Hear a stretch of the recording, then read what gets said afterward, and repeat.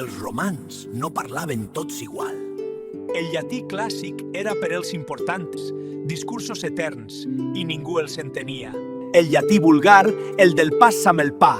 D'aquí surten el català i les altres llengües romàniques. I els il·lustrats parlaven grec. Era com l'anglès d'avui, però amb més filosofia. Doncs sí, Roma era latina, però també una mica presentuosa.